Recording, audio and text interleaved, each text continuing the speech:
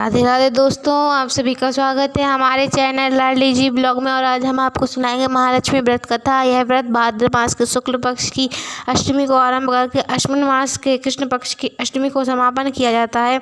एक समय महर्षि देवयान व्यास जी हस्तिनापुर आए। उनका आगमन सुन समस्त राजकुल के कर्मचारी महाराज भीष्म सहित उनका सम्मान आदर कर राजमहल में व्यास जी को स्वर्ण के सिंहासन पर विराजमान कर अर्ध पद्म आचमन से उनका पूजन किया। व्यास जी के स्वास्थ्य चित होने पर राज रानी गांधारी ने महर्षि व्यास जी से हाथ जोड़कर प्रश्न किया कि हे महाराज, आप त्रिकाल तत्वदर्शी हैं। आपसे हमारी प्रार्थना है कि स्त्रियों को कोई ऐसा व्रत व सरल पूजन बताइए जिससे हमारी राज्य लक्ष्मी सुख पुत्र पौत्र परिवार सदा सुखी रहे। इतना सुनकर व्यास जी ने कहा कि हम ऐसे व्रत पूजन का उल्लेख कर रहे हैं जिससे सदा लक्ष्मी जी स्थिर होकर सुख प्रदान करेंगी। वह श्री महालक्ष्मी व्रत है जिनका पूजन प्रतिवर्ष अश्विन कुमार कृष्ण पक्ष की अष्टमी को किया जाता है। तब राज रानी गांधारी ने कहा, महात्मन, वह व्रत कैसे किस विधान से पूजन किया जाता है, यह विस्तार से बताने करें। तब महर्षि जी ने कहा कि वह भाद्रपद शुक्ल पक्ष अष्टमी के दिन शुभ व्रत का मन में संकल्प कर किसी जलाशय में जाकर स्नान कर स्वच्छ कपड़े पहनकर ताजी दूर्वा से महालक्ष्मी जी को जल का अर्पण देकर प्रणाम करना चाहिए। फिर घर आकर शुद्ध 16 गांठों का एक गड़ा प्रतिदिन एक गांठ लगाने चाहिए। इस प्रकार 16 दिन का 16 गांठ का एक गड़ा तैयार कर अश्विन माह के कृष्ण पक्ष की अष्टमी को व्रत रखकर मंडप बनाकर चांदवा तान कर उसके नीचे माटी के हाथी पर महालक्ष्मी की मूर्ति स्थापित कर तरह तरह के पुष्पमालाओं से लक्ष्मी जी व हाथी का पूजन करके कई पकवान सुवस्थित पदार्थों का नैवेद्य समर्पण करके और श्रद्धा सहित महालक्ष्मी का व्रत करने से आप लोग की लाज लक्ष्मी सदा स्थिर रहेगी। ऐसा विधान बताकर व्यास जी अपने आश्रम को प्रस्थान कर गए। इधर समय अनुसार भाद्र मास के शुक्ल पक्ष की अष्टमी से समस्त राजघरानों की नारियों ने व नगर स्त्रियों ने श्री महालक्ष्मी व्रत आरंभ किया। बहुत सी नारी गांधारी के साथ प्रतिष्ठा मान हेतु व्रत का साथ देने लगी। कुछ नारी माता कुंती के साथ भी व्रत का आरंभ करने लगे, पर गांधारी द्वारा कुछ द्वेष भाव होने लगे। ऐसा होते होते 15 दिन व्रत के समाप्त होकर 16वां दिन अश्विन मास की कृष्ण पक्ष की अष्टमी आ गई। उसी दिन प्रातःकाल से नारियों ने उत्सव मनाना आरंभ कर दिया और समस्त नारी राजमहल में गांधारी जी के यहाँ उपस्थित होकर तरह तरह से महालक्ष्मी जी के मंडप व माटी के हाथी बनाने सजाने की बड़ी तैयारी करने लगे। गांधारी जी ने नगर की सभी प्रतिष्ठित नारियों को बुलाने को सेवक भेजा, पर माता कुंती को नहीं बुलवाया गया और ना कोई सूचना भेजी। उत्सव वाद्य की धुन गूंजने लगी जिससे सारे हस्तिनापुर में खुशी की लहर दौड़ पड़ी। माता कुंती ने इसे अपना अपमान समझकर बड़ा रंज माना और व्रत की कोई तैयारी न की। इतने में राजा युधिष्ठिर, अर्जुन, भीमसेन, नकुल, सहदेव सहित 5 पांडव उपस्थित हो गए। तब अपनी माता को गंभीर देख अर्जुन ने प्रार्थना की, आप इतनी दुखी क्यों हो? क्या हम भी आपके दुख का कारण जान सकते हैं और दुख दूर करने में भी सहायक हो सकते हैं? आप बताइए। तब माता कुंती ने कहा, बेटा, जाति अपमान से बढ़कर कोई दुख नहीं होता। आज नगर में श्री लक्ष्मी व्रत उत्सव में रानी गांधारी ने सारे नगर की औरतों को सम्मान से बुलाई हैं, पर ईर्ष्यावश मेरा अपमान कर उत्सव में नहीं बुलाया।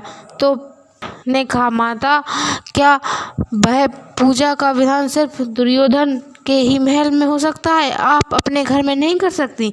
तब कुंती ने कहा, बेटा, कर सकती हूँ, पर वह साज सामान इतनी जल्दी तैयार नहीं हो सकता, क्योंकि गांधारी के 100 पुत्रों ने माटी का एक विशाल हाथी कर पूजन का साज सजाया है। वहाँ ऐसा विधान तुमसे ना बन सकेगा और तो उनके उत्सव की तैयारी आज दिन भर से हो रही है। तब अर्जुन ने कहा, माता, आप पूजन की तैयारी कर नगर में बुलावा भेजें। मैं ऐसे हाथी को पूजन को बुला रहा हूँ जो आज तक हस्तिनापुर वासियों ने नहीं देखा होगा, न पूजन किया होगा। मैं आज ही इंद्रलोक से इंद्र का हाथी ऐरावत जो पूजनीय है उसे बुलाकर तुम्हारी पूजा में उपस्थित कर दूंगा। आप अपनी तैयारी करें। इधर माता कुंती ने सारे नगर में पूजा का ढिंढोरा पिटवा दिया और पूजा का विशाल तैयारी करवाने लगे।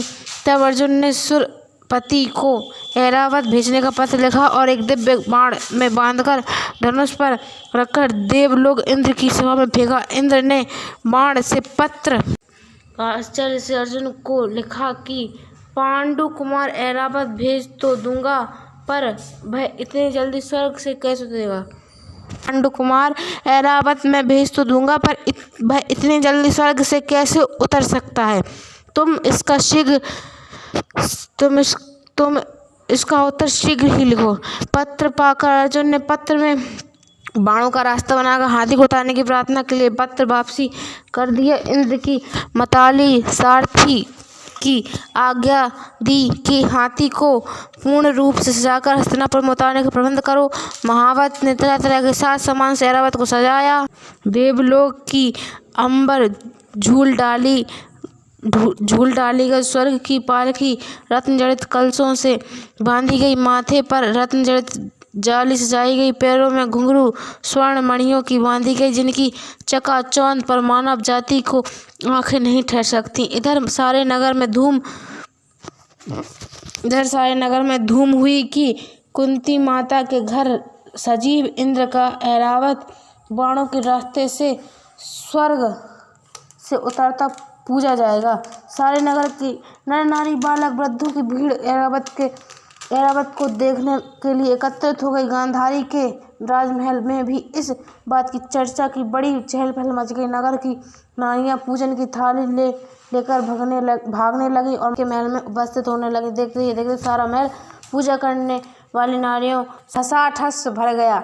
सारे नगरवासी आपके दर्शनों को गली सड़क महल अटारियों पर एकत्रित हो गए। माता कुंती ने ऐरावत को खड़ा करने हेतु रंग बिरंगे चौक को पुरवाकर नवीन रेशमी वस्त्र बिछवा दिए। हस्तिनापुर वासी तरह तरह के स्वागत की तैयारी में फूल माला अबीर केसर हाथों में लेकर पंक्तिबद्ध खड़े थे। इधर इंद्र की आज्ञा पाकर ऐरावत स्वर्ग से बाणों को बनाए रास्ते से धीरे धीरे आकाश मार्ग से उतरने लगा, जिसके आभूषणों की आवाज नगर वासियों को आने लगी। ऐरावत के दर्शन के लिए नर नारी ने जय जयकार के नारे लगाना आरंभ किया। सायंकाल होते ही ऐरावत माता कुंती के महल के चौक में उतर आया।